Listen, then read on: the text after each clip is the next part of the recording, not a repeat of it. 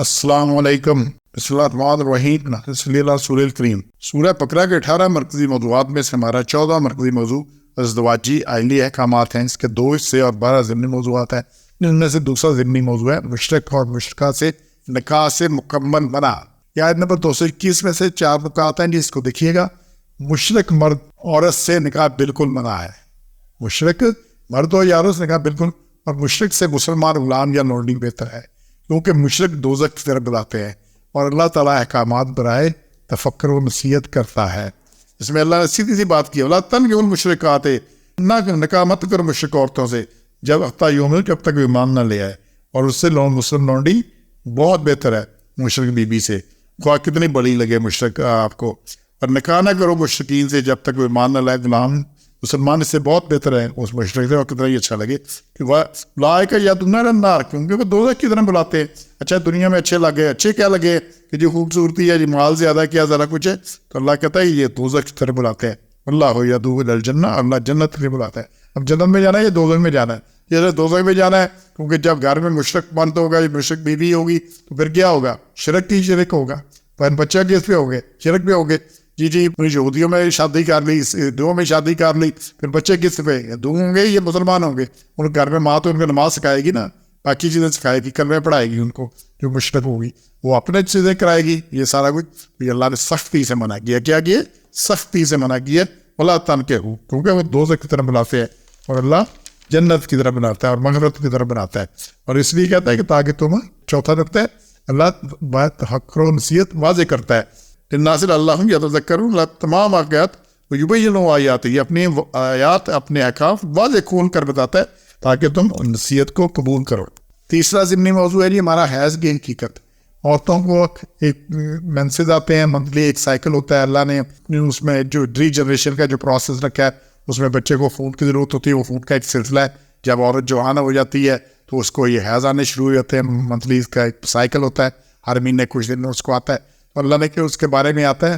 اچھا یہ اس میں لوگ بڑے افراط و تفریط میں شکار ہوتے ہیں۔ 222 میں اللہ نے کہا حیض گندگی ہے، اور دوران حیض افراط و تفریط سے بچو، ٹھیک ہے؟ تو یہ اس میں بڑا اللہ نے یہ کلیئر کیا ہے کہ بالکل اس سے بچنا ہے، تو کسی طرح کی زیادہ نہیں کرنا۔ اللہ کیا ہے کہ یہ اس میں یہ پوچھتے ہیں حیض کے بارے میں، یہ گندگی ہے، مطلب عورتوں سے لگ ہوئی حیض کے وقت میں، اور نزدیک ہے نا جیسے وہ پاک نہ ہوں، کیونکہ کچھ بالکل ہی ان سے جو تعلق رکھنا میاں بیوی کا وہ بھی جائز سمجھتے ہیں دوران حیض، اور کچھ ہے بالکل ہی ان کو گھر سے گھر بدر کر دیتے ہیں، علیحدہ نکال دیتے ہیں۔ جی حیض میں اللہ نے کہ دونوں بچنا ہے، یہ نہ افراد کرنا ہے، تفریح نہ اوپر زیادتی کرنا نہ کرنا۔ اور پھر اللہ نے ساتھ ہی یہاں بتایا ان اللہ یحب التوابین ویحب المتطہرین، اللہ پسند کرتا ہے توبہ کرنے والے کو اور گندگی سے بچنے والوں کو۔ اگر کوئی غلطی ہوگی ہے تو اس سے وہ توبہ کرنی ہے اور پھر گندگی سے بچنا ہے۔ اللہ نے یہی صاف کہا ہے کہ کل فوازن، یہ گندگی ہے تو گندگی سے بچنا ہے، اور اللہ نے کلیئر کیا ہے۔ چوتھا نقطہ ہے جی یہ ہے جی عدت طلاق۔ طلاق کی عدت کتنی ہے؟ 228 میں جی عدت طلاق 3 حیض ہے۔ خاوند دوران عدت طلاق رجوع کر سکتا ہے۔ اب یہاں بڑی اہم بات آئی ہے 228، اور اکثر مسائل کا اسی میں، اور 3 حیض کتنے؟ ثلاثۃ قروء، 3 حیض، جو اگر فوت ہو جائے میاں تو بیوہ کی عدت 4 ماہ 10 دن ہے، لیکن یہ عدت کیا ہے؟ یہ طلاق کی عدت ہے۔ اگر کسی عورت کو طلاق ہو جائے تو وہ طلاق 3 حیض ہے۔ تو یہ اللہ نے اس لیے تاکہ، اور اللہ نے وجہ بتائی ہے ان کو، فی الحال نہیں کہ چھپا رکھے، پیدا کیا، چونکہ میاں بیوی تعلق ہے، اگر کوئی رحم میں چیز ٹھہر گئی ہے، کوئی بچہ ہو گیا تو وہ واضح ہو جائے اس پیریڈ میں۔ اگر 3 اس کو حیض آ جاتے ہیں اور نہیں کچھ، تو اس کا مطلب پچھلے سے فارغ ہے، تو اس نہیں ہے، اس کا کوئی ایسی اولاد نہیں ہے، کیونکہ اللہ کو نسب کی بہت فکر ہے، نسب میں غلط کام نہیں ہونا چاہیے۔ اور پھر خاوند دوران عدت طلاق رجوع کر سکتے، اس میں بڑا اللہ نے کلیئر کیا کہ خاوند حق رکھتے ہیں ان کو لوٹا لینے کا اس مدت میں، اگر چاہیں کہ سلوک سے رہنا، ٹھیک ہے نا؟ تو یہاں پر اچھا اس عدت کے دوران عورت مرد کے گھر میں رہے گی، اسی طرح رہے گی۔ جب رہے گی تو ظاہر کچھ سلسلہ بن سکتا ہے ان کے سمجھانے کا، سارا کچھ ایک گھر سے نکال نہیں دینا، نہ انہوں نے نکل جانا، یا ہمارے تو طلاق ہوگی 1 طلاق۔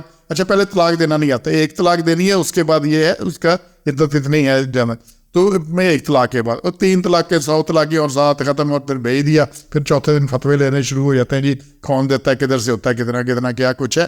تو یہ عورت کے پاس رہے گی، وہی اس کا خرچہ بھی اٹھائے گا، اور اس دوران اس کو واپسی کا حق ہے۔ واپسی تبھی ہے جب ادھر ہوگی سارا کوئی نا، تو یہ خاوند تو یہ دوران عدت یہ جو 3 جب اسے طلاق دیا 3 حیض تک وہ واپسی رجوع کر سکتا ہے اس کو.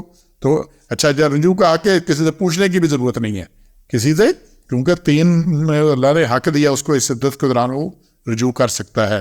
سبحان ربک رب العزت عما یصفون، السلام علیکم ورحمۃ اللہ وبرکاتہ.